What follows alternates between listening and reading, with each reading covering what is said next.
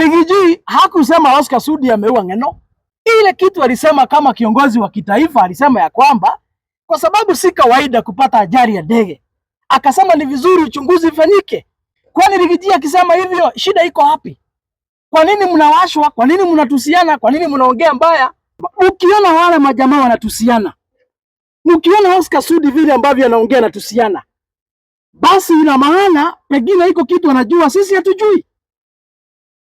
Iko kitu anajua pengine sisi hatujui. Wakenya hamjambo, mahali popote mlipo. Ni mimi wenu Isaac Mungai ama kijana msafi, na mimi ndio youth leader wa chama cha DCP katika kaunti ya Kiambu. Na nimekuja hapa kwanza nipeane pole zangu kama kiongozi wa vijana kwa familia ya Mheshimiwa Johana Ng'eno, mbunge kutoka kule Narok County, ambaye alipata ajali siku ya Jumamosi. Na ni huzuni kupoteza kiongozi kwa sababu amekuwa mbunge katika bunge la kitaifa na amekuwa kiongozi hasa katika mstari wa mbele akitetea jamii ya Wakipsigis kule kaunti ya Narok. Kwa hivyo basi mimi kama kiongozi wa vijana nipatiane pole zangu kwa familia yake kwa yale ambayo yamefanyika.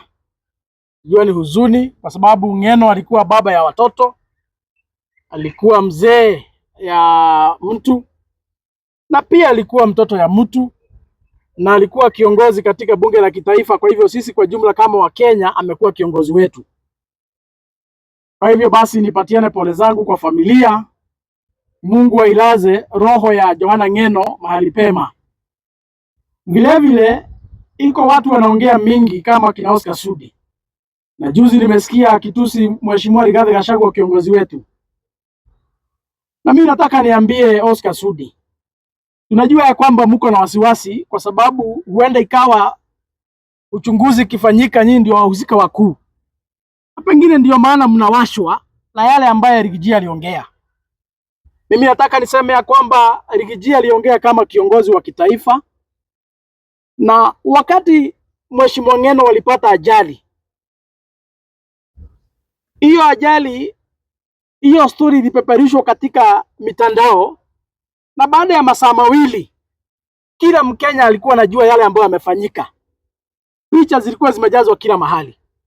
Na ni katika hiyo harakati kiongozi wetu alikuwa na mkutano kule Nakuru ya kuongea na wananchi, akasema ya kwamba kwa sababu tumepoteza kiongozi na ni kiongozi wa kitaifa na ni mbunge amechaguliwa na Wakenya na ni kiongozi ambaye pia alikuwa rafiki yangu, akasema ya kwamba ni vizuri wasimame wanyamaze kama ishara ya heshima kwa Johana Ng'eno. Hivyo ndivyo kiongozi wetu Rigiji alisema. Na baada ya hiyo kupatiana heshima, akasema ya kwamba yeye angependekeza hiyo ajali ya ndege uchunguzi ifanyike ili familia na marafiki na Wakenya kwa jumla wajue hasa kile ambacho kimefanyika. Kiongozi wetu akapata ajali ya ndege na akachomeka. Mimi nataka niulize Oscar Sudi, sasa Rigiji kusema ya kwamba angetaka uchunguzi ifanyike ili tujue nini ilisababisha ndege kuanguka, kiongozi akakufa, ili familia, jamaa na marafiki na Wakenya kwa jumla wapate haki. Kwani Rigiji akisema hivyo, shida iko wapi? Kwa nini mnawashwa? Kwa nini mnatusiana? Kwa nini mnaongea mbaya? Na Rigiji hakusema Oscar Sudi ameua Ng'eno. Rigiji hakusema Aaron Cheruiyot ama Murkomen ameua Ng'eno. Rigiji hakusema ati William Ruto ameua Ng'eno. Ile kitu alisema kama kiongozi wa kitaifa, alisema ya kwamba kwa sababu si kawaida kupata ajali ya ndege, akasema ni vizuri uchunguzi ufanyike ili julikane mbunge wetu amepata ajali kwa njia namna gani, ama ni vipi ndege inachomeka kwa hewa na kiongozi amekufa. Na hivyo ndivyo imekuwa hata hapo awali. Zile ajali zote zimefanyika za ndege, za barabarani, kiongozi akihusika, inakuanga desturi, inakuanga kawaida, lazima uchunguzi ifanyike ili familia, jamaa na marafiki na Wakenya kwa jumla wajue ukweli na wapate haki kisheria. Kwa hivyo mimi nataka niseme ya kwamba ukiona wale majamaa wanatusiana, ukiona Oscar Sudi vile ambavyo anaongea na tusiana, basi ina maana pengine iko kitu anajua sisi hatujui. Iko kitu anajua pengine sisi hatujui. Na nimekuja hapa kukemea wale mabloggers ambao walipatiwa kazi na Oscar Sudi, wakaandika ya kwamba wakachukua video kwa mitandao Rigiji akiongea akiwa katika Nakuru, wakachukua video Rigiji akiongea akiwa katika Nakuru. Hiyo video wakaiedit, wameiweka ionekane ya kwamba Rigiji anasema ya kwamba anafurahia Mheshimiwa Ng'eno amekufa. Hiyo ni kazi ya mabloggers, mashetani, mapepo wala wamelipwa na Oscar Sudi, wajinga walaghai wala wamelipwa na Oscar Sudi. Mheshimiwa Rigathi Gachagua, matamshi yake siku ya Jumamosi katika mkutano kule Nakuru, ili aliongea iko wazi. Aliambia Wakenya wasimame kama ishara ya heshima ya mwisho kwa sababu kiongozi ameaga. Na kisha akazidizia kusema ya kwamba Ng'eno amekuwa rafiki yake kisiasa, wamefanya mengi kisiasa na walikuwa wanashirikiana kisiasa. Akasema ya kwamba angetaka ichunguzwe kwa sababu alikuwa rafiki yake kisiasa. Hivyo ndivyo Mheshimiwa Rigathi alisema. Kwa hivyo hao mabloggers wanaeneza upuzi hapa, wameedit ma video under instructions of Oscar Sudi.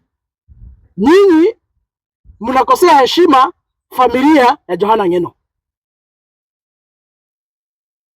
Mnakosea heshima familia ya Johana Ng'eno. Kitu kingine, tukiwa hapo siku ya jana, Mheshimiwa Rigathi akiwa kwa kanisa alielezea uhusiano yake vile ambavyo imekuwa na Mheshimiwa Johana Ng'eno. Na Wakenya wanajua ni wazi ya kwamba wakati kina Ichung'wah and the rest walianza kusema ya kwamba wataimpeach Rigathi Gachagua, inasemekananga akiwa Kisumu kwa hoteli, William Ruto alimtumia watu wakarekod vile ambavyo alikuwa anaongea akiwa kwa room yake ya kulala. Na jana Rigiji akatuambia ya kwamba yule alikuwa amemtembelea hiyo siku walikuwa wanaongea naye alikuwa Johana Ng'eno. Na Johana Ng'eno, it is on record, it is in a public domain, wakati wa impeachment alisimama sana na kudefend Rigathi Gachagua. In fact, katika Rift Valley mzima, wale viongozi mwanzo walisimama na Rigiji wakasema ya kwamba watasimama na yeye na watampatia heshima mpaka mwisho. Alikuwa Johana Ng'eno na Senator Cherargei. Hao wawili ndio walisimama wakasema ya kwamba hawatakubaliana na wale ambao wanataka kumuondoa kwa mamlaka kinyume na sheria Rigathi Gachagua. Kwa hivyo Ng'eno alisimama na Rigiji. Hakuna mahali Rigiji ameongea uongo, video ziko. Alisimama na Rigiji na akasimama na ukweli na akampigania kama rafiki yake. Hivyo basi Rigathi Gachagua ni haki yake kama Mkenya yeyote ama kiongozi yeyote kusema yale alisema kuhusu rafiki yake ambaye amepata ajali ya ndege. Na wale wanaongezea maneno, wale wanaongeza porojo zao, wale wanaongea porojo mingi, hiyo yote tu ni upuzi. Lakini ukweli ni kwamba Johana Ng'eno alisimama wazi, alisimama wima na akaunga mkono Rigathi Gachagua na akamtetea siku alikuwa anapitia some political persecutions. And that is what they were discussing in the room wakiwa kule Kisumu, according to what Rigathi Gachagua said yesterday. Kwa sababu pia baada ya yeye Ng'eno kupatikana wanazungumza mengi wakiwa na Rigiji. Hata alianza kuteswa na hii serikali, alianza kupitishwa mambo mangumu kwa hii serikali. And those were some of the things they were discussing with Rigathi Gachagua. And therefore ni vizuri tuseme hapa, kina Oscar Sudi, ile heshima kubwa mnaweza patia familia ya Johana Ng'eno, kwa sababu unajifanya sana wewe ulikuwa rafiki yake, unajifanya sana vile mlikuwa mnaongea. Ni sawa, sisi hatuna shida na hatusemi wewe hauko rafiki yake. Ile kitu tungetaka kusisitiza ni ya kwamba ile heshima kubwa unaweza patia bibi yake na watoto ni kufunga mdomo, uache kutusi Rigathi Gachagua. Na kama kweli bwana Oscar Sudi uko na heshima na Johana Ng'eno na familia yake, kwa nini unakataa uchunguzi ifanyiwe? Hatuwezi nyamaza tuseme eti hali ya hewa ilikuwa mbaya zaidi, eti ndio maana ajali ikapatikana. We cannot assume. This is Kenya. Na tunajua vile siasa zinapangwa hapa. Juzi tumepoteza CDF hapa. Hii tu mambo ya ndege hapa mnasema sijui ya hewa. Akachomekea kwa hewa. 1 year later kiongozi Ng'eno amechomekea bado kwa hewa. So hatuwezi nyamaza tuseme ya kwamba ni ajali za kawaida. And in the case, Oscar Sudi, and in the case, even if ni accident tu ya kawaida, kwani iko makosa kuchunguza, tujue kwa nini yule pilot alikubali kuendesha ndege na anaona hewa haikuwa sawa. Kwani iko makosa kuchunguza? Hakuna makosa kuchunguza. Na kama mnaheshimu Johana Ng'eno na familia yake, ile kitu mnafaa kuambia Rais wa Jamhuri ya Kenya na idara ya polisi, idara ya upelelezi, ni ya kwamba waharakishe kuhakikisha kwamba wamefanya uchunguzi, ili familia, kabla wazike baba yao, kabla wazike mtoto yao, kabla Wakenya wazike kiongozi wao, kwanza wajue nini kiliendelea. Hiyo ndio ile haki tunaweza pata ile familia. Kwa sababu unajua, ni vizuri tuambiane ukweli. Katika jamii ya Kipsigis, yule kiongozi ambaye alisimama kuwatetea usiku na mchana, yule mtu alikabiliana na mapolisi. Siku huko Narok kumekuwa na vita ya mashamba, yule mtu alisimama mchana wazi akakabiliana na mapolisi, wala walikuwa nasababisha maafa katika hiyo vita ya mashamba, alikuwa Johana Ng'eno. Na iko wazi ya kwamba Johana Ng'eno amekosana na serikali mingi, hata wakati wa Mheshimiwa Uhuru Kenyatta akitetea jamii yake ya Kipsigis. Kama iko siku Johana Ng'eno ametetea watu wake, kama iko siku Johana Ng'eno amekosana na serikali, si kwa sababu eti yeye alikuwa anauza miandarati, si kwa sababu yeye eti alikuwa mwizi, si kwa sababu eti yeye alikuwa na biashara za magendo. Kama iko siku Johana Ng'eno amekosana na serikali yoyote, ni kwa sababu alikuwa anatetea watu wake wa Kipsigis. Na ndio maana amekuwa katika mstari wa mbele kuteteza na kuuliza serikali maswali. Kwa hivyo hilo jambo hatuwezi lichukulia kwa urahisi, kwa sababu mtindo wa hii serikali, wakiona mtu anasimama na kutetea jamii yake ama kutetea wale ambao wanamchagua, kawaida wanaanza kumtishia, kawaida wanaanza kumzungusha, kawaida wanaanza kumtesa. Na ndio maana hatuwezi chukulia hili jambo kwa urahisi, kwa sababu tunajua Johana Ng'eno amekuwa katika mstari wa mbele akitetea watu wa Kipsigis. Na watu wa Kipsigis wanajua hivi. Watu wa Kipsigis wanajua hivi. Na nimeona hata jana waliongea, wakasema ya kwamba wangetaka Matiang'i, wangetaka Rigathi Gachagua, wangetaka Martha, wangetaka hao viongozi wote washikane kusukuma serikali ifanye upelelezi na ifanye uchunguzi. Kwa hivyo niambie Sudi, hiyo matusi utapeleka pengine. Na sisi tumechoka kama jamii bana. Umetusi Rigathi ya kutosha. Umetusi Rigathi ya kutosha. Hata kama uko na shida na yeye, hata kama iko kitu yako alikula bwana Oscar Sudi, tokea utuambie unadai Rigathi hii na hii na hii. Lakini hawezi kuwa kila siku ukiamuka hapa ukikosana na girlfriend yako bwana Oscar Sudi, ukivuta bangi, ukivuta shisha, ukivuta kubeli, ukikunywa pombe, eti kazi yako ni kuamuka tu bangi yako itakuwa utusi Rigathi Gachagua. Hii puzi hatutakubali Sudi. Hii puzi hatutakubali. Na iko mahali itafika hata sisi tutakuja tu kwako Oscar Sudi. Wacha tu nikwambie hapa kwa kamera. Kwa sababu juzi nilijia ameongea na akatuwekea audio vile ambavyo ulimtusi siku nyingine hapo. Jana umerudia hiyo makosa. Nataka nikuambie, tunajua nyinyi ndio serikali. Tunajua nyinyi ni ma-expert wa kuuana na kufanya abduction. Lakini hiyo haitafanya tuogope, kwa sababu hata wewe uko na makende bili kama sisi. Na ile kitu tutafanya sasa mahali imefika. Bwana Oscar, tutakuja kwako. Tutakuja kwako. Uandae chai, utapata wageni hivi karibuni. Tutakuja kwa hiyo boma yako uandae chai. Tutakuja kwa hiyo boma yako, tutaketi chini Oscar Sudi. Sisi wanaume, hakuna mtu ako na makende tatu, uko na mbili kama sisi. Tutaketi chini. Na utatuambia nini kila siku ukiamuka unatusi Rigathi Gachagua. Rigathi sio bibi yako bana. Heshimu yeye, na hata kama hauoni maana yake, sisi kama jamii ni kiongozi yetu hapa. Sisi kama Wakenya ni kiongozi wetu. Rigathi Gachagua is the identity of one-term movement. Rigathi Gachagua is the key principle in the united opposition. Rigathi Gachagua is the man God is going to use to liberate this country. Rigathi Gachagua is the man God have chosen to bring changes in this country. And therefore, Bwana Oscar Sudi, tutakuja kwako kwa boma yako na tutaketi chini, utatuambia shida yako na Rigathi ni nini. Lakini hatutavumilia tena hii matusi. Hatutavumilia tena hii matusi. Mlimtusi hivi wakati alikuwa naibu wa rais, mlimtoa kwa kiti kasia nyinyi. Hamwezi endelea kumtusi na yeye alitoka kwa serikali.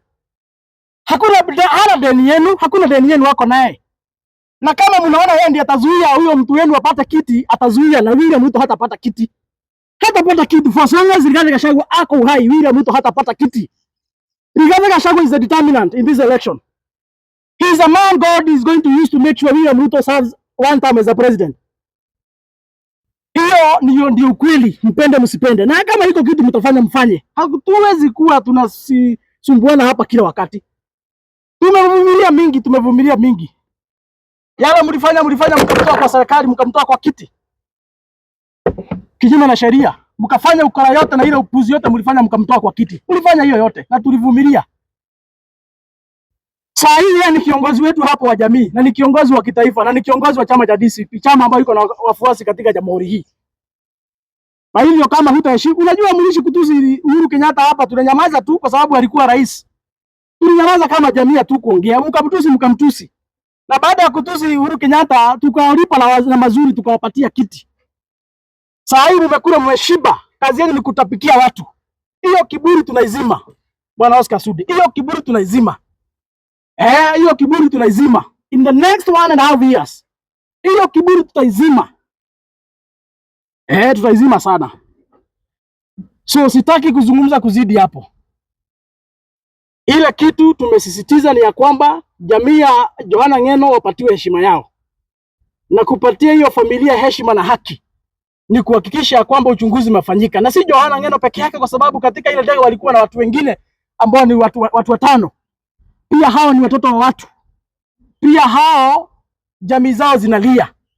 Kwa hivyo hizi familia zote 6 watu wao waliangamia katika ile ajali. Njia ya kupatia heshima ni kuhakikisha kwamba tumewafanyia haki, uchunguzi ifanyiwe. Na sisi hakuna mtu tunawekelea lawama. Isipokuwa ni Oscar Sudi analialia mapema. Ni kama anajua iko kitu anajua hatujui. Sisi hakuna mtu tunawekelea lawama. Nikijia hakuna mtu ametaja. Hatujawekelea mtu yote lawama. Ni kusema tunasema ya kwamba idara ya polisi, idara ya polisi washikane wafanye uchunguzi kwa haraka. Kabla tuzike hao watu tujue ukweli. Hiyo tu ndio tunataka, ni haki yetu sisi kama Wakenya kuitisha haki. Lakini mkileta upuzi hata sisi tunaleta upuzi. Kwa hivyo mfikishie Oscar Sudi habari. Mwambie kwamba hivi karibuni atayarisha chai, atakuwa na wageni. Tunaenda mpaka kwake. Lakini hata tusi kiongozi wetu hatutanyamaza tena. Hatuwezi nyamaza. Tunajua wao ndio wako na marisasi. Wao ndio serikali, wao ndio wako na wakora, wao ndio wana control kitu, wao ndio wako na pesa. For so long as wako na makanabili hatuwezi kuogopa kama mbaya.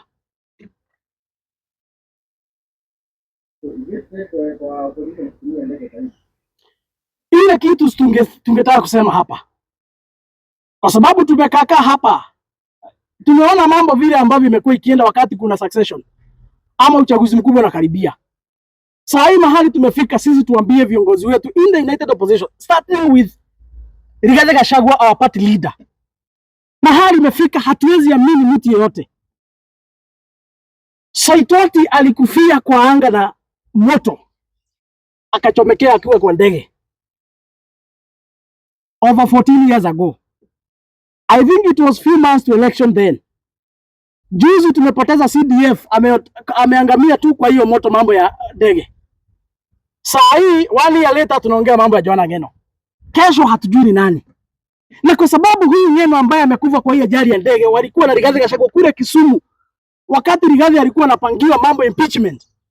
Hatuwezi jua kwa nini hii imefanyika. And therefore ni haki yetu kutuamini hawa wakora. Ni haki yetu kutuamini hawa wakora. Ama watatushika kwa sababu hatuamini. Ama watatulazimisha tuamini. Hawezi kutulazimisha tuamini. Kwa hivyo mahali imefika sisi tunaambia kiongozi wetu Rigathi Gachagua and the other principles in the United Opposition. Tumieni matatu. Tumieni Mugithi. Tumieni Uber. Ama baiskeli ama mtembee miguu. Lakini mambo ya kutumia helicopter muache. Kama utatumia ndege labda unasafiri US. Hiyo ndege iko na wasafiri wengi. Lakini kuzunguka hapa Kenya, mambo ya kutumia helicopter sisi tunaambia viongozi wetu kwanza hiyo muache. Hatuwezi amini ile serikali iko. Na tuko na sababu dhabiti ya kutoamini, hata wao wanajua hivyo.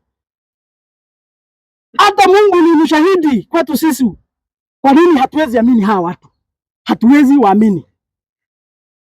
Kwa hivyo tunawaambia wasijaribu kutumia mambo ya helikopta, watembee miguu, watumie mogili, watumie bolt, watumie baiskeli. Hata kama ni kuleta ngamia kutoka Northeastern, zikuja hapo watumie ngamia kuenda kuomba kura. Heri wapande juu ya ngamia kuliko kupanda juu ya helikopta. Lakini hatuwezi amini hizi ndege tena mahali tumefika. Tunakaribia uchaguzi na hatujui nini itafanyika. Mengi yamefanyika hapa. Juzi mzee Raila hapa tu kidogo hapa mchezo tu tukasikia ameenda. Sisi hatuwekelei mtu lawama, lakini ukweli ni kwamba mzee kidogo tu alituchekesha hapa, within 2 weeks tukasikia mzee ameenda. CDF akaenda, huyu Ng'eno ameenda. Bado mwaka moja na nusu tuchaguane, hatujui nini ingine itafanyika hapo katikati. Hapo awali viongozi wengi wa kisiasa wamekufa vifo ambazo hazijulikani wakati siasa zinakaribia. Kwa hivyo sisi kama watu wa opposition ni haki yetu kusema ya kwamba hatuamini mtu yeyote siku zinabaki. Na kwa sababu ya kuhakikisha kwamba watu wetu wako sawa, mambo ya kutumia helikopta, sisi tu kama wafuasi wenu tumewaambia kwanza hiyo mkomeshe, tutembee miguu. Mpaka kwanza tu, sababu ile kazi, ile kibarua iko mbele yenu kina Rigathi Gachagua and the rest. Ile kibarua iko kazi yenu. Ile kazi iko mbele yenu, si kazi rahisi. Ni kazi ngumu. Na Wakenya wako tayari kuwasaidia. Lakini wale tunatoa kwa viti ni magaidi bana. Hakuna kitu wazi fanya. Ni magaidi. Tuko na historia yao, watoto walichinjwa hapa Nairobi mchana wazi. Tuko na historia, watoto walikuwa wanafanywa abduction usiku hawapatikani. Ile maovu wao watu wamefanya for the last 2-3 years. Tuko na haki ya kutowaamini kutokana na matendo yao. Iko swali lingine? So kama hakuna swali, kwa hayo mengi na machache tufikisha hapo na hiyo jumbe ifike. Na mimi pia bado kama kiongozi wa vijana katika chama cha DCP bado tunakaribisha wale aspirant wote ambao wanasikia wako na mwito wa kupigania viti tofauti. Mimi kama mwakilishi wa vijana katika chama na wakaribisha wote. Tuko na ofisi katika Kiambu headquarters, itafunguliwa na Mheshimiwa Rigathi Gachagua in 2 weeks time. Tuko na ofisi nyingine headquarters kule Westlands. Kwa hivyo tunawakaribisha mujiandikishe kama wapigania viti katika chama cha DCP. Na mkiangalia wale wako na hiyo chama yao ni kama wameamua kupatia tu wale wako na viti certificates. Kwa sababu hata hii recruitment walikuwa wamesema ya kwamba yetu wamefungulia aspirant wajisajili. Sisi tukipima tu tunaona tu ni kama wanataka tu kusimamisha wale watu ndio wamekalia viti huko UDA. Kwa hivyo kama huko hapo wanataka kiti MCA, mbunge, women rep, senator ama governor, ile chama itakusaidia ni chama ya DCP. Kuja ujisajili, tutakupatia nafasi sawa upiganie certificate kwa njia ya haki na uhuru na ukweli.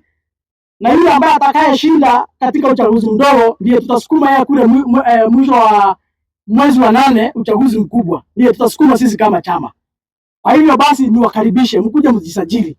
Na msidanganywe na hawa wakora. Inajua juzi wamesema ya kwamba eti chama ya DCP tunaitisha watu pesa. Mimi nilikuwa nafikiria wao hawataitisha watu. Juzi nimesikia wakisema kwamba kuregister ukuwe mpigania kiti katika chama cha UDA unalipa MCA 2,000, mbunge sijui 5,000, gavana sijui 10,000. Na wao ndio chama tawala, wako na pesa wanapatiwa na bunge. Because your party is a parliamentary party. So sisi tulidhania hawataitisha pesa, wataambia watu waingie free. Waliitisha. Na wao tu ndio walikuwa wanaongoza propaganda huku wakisema chama ya DCP tunaitisha pesa. Hakuna chama ya kisiasa ambayo haitishi pesa registration, hiyo ni kawaida.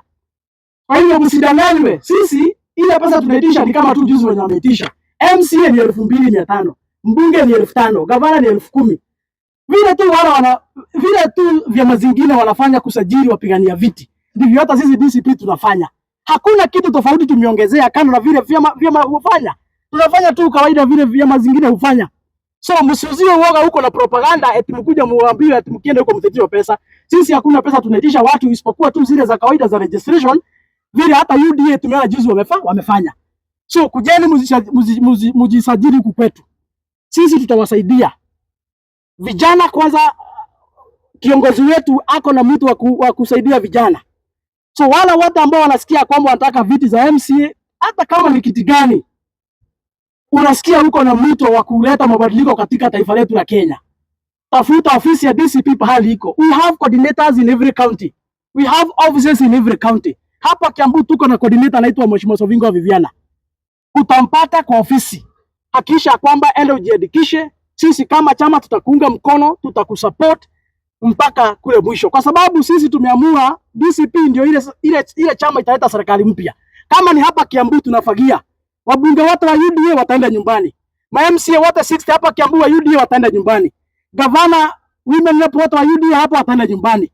Tutakuwa na gavana mpya hapa Kiambu wa DCP, women rep wa DCP, senator wa DCP, wabunge 12 wa chama cha DCP, na tutakuwa na ma MCA 60 hapa Kiambu county wa chama cha DCP. Kwa hivyo kuja ujisajili, tutakuunga mkono, ndio tutengeneze serikali mpya, ile serikali ambayo itakuwa inatetea Wakenya kwa njia haki na ukweli. Tufukuze hao magaidi waende. Ni hayo, kama kuna swali.